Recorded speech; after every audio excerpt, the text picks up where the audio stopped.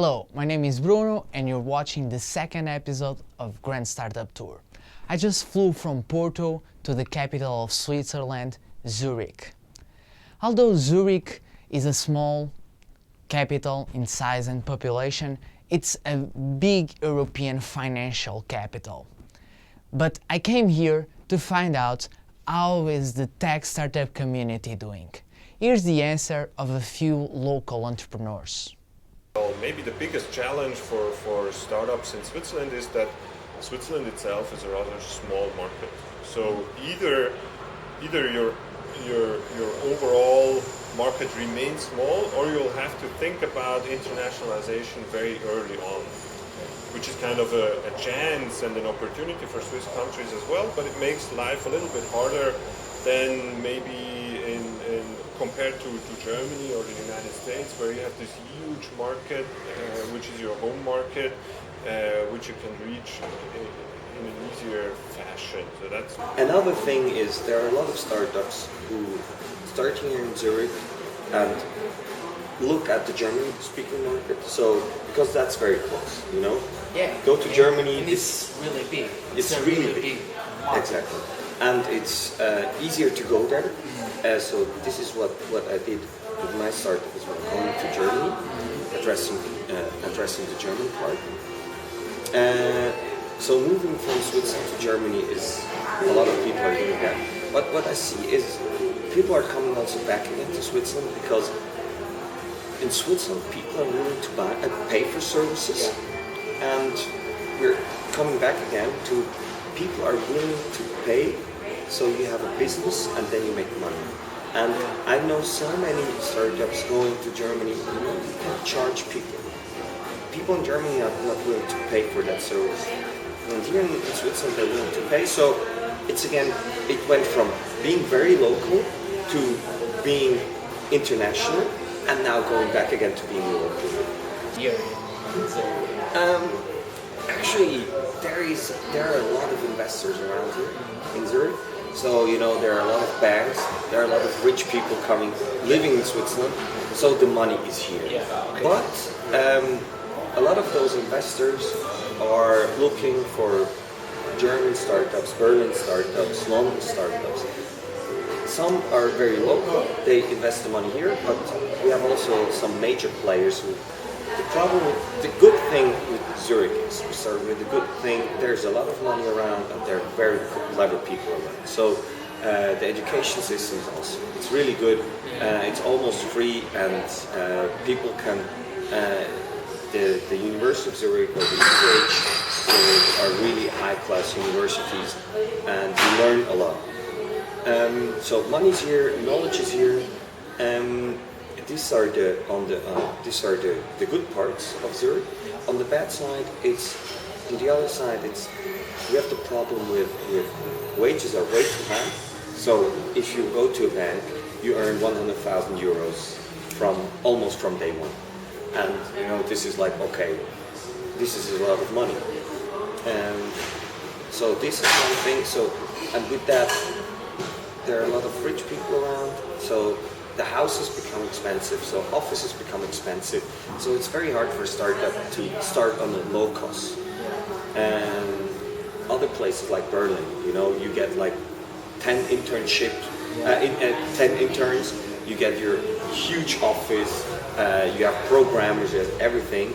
And in Zurich, it's just, you know, if you do it, you need to think you need to be very clear about your vision, how you're going to do it.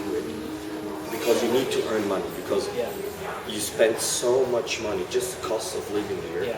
It's a good basis for startups. There's a couple of advantages here, and it has a really, over the last couple of years, a really vibrant startup scene has evolved in Zurich and in other parts of Switzerland and in Switzerland as a whole, which is kind of a virtuous circle with more startups, more investors, more agencies that help startups start and grow, and with an increased willingness by graduate students to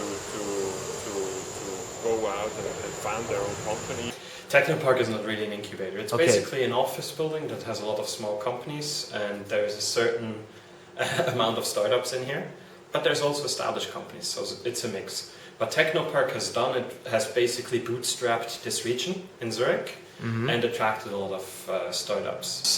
I think 95, it's just been booked 100%. And there's a lot of companies that have come out of here, and a lot of companies that have started their offices around here. And now it's the most vibrant region of Zurich. Okay. So Zurich is a small ecosystem with a global mentality. They have several cases of international success and many young startups trying to make their way.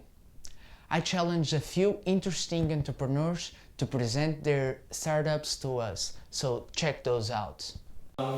Hello, I'm Martin Sieber from Get Your Guide.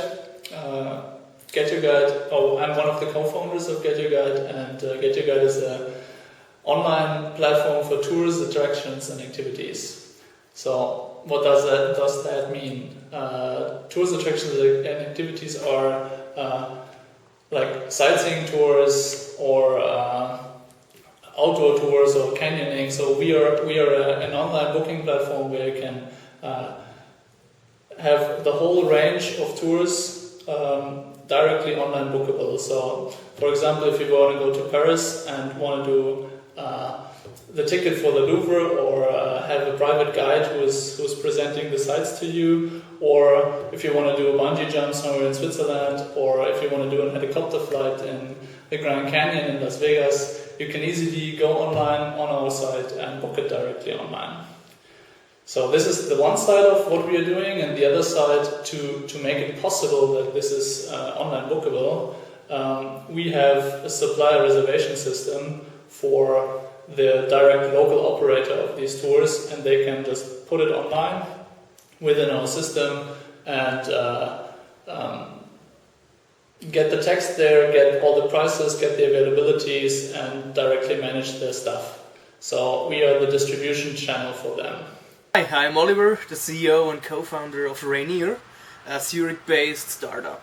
Rainier is a free personalized TV station for smartphones, tablets, web browser and also smart TVs.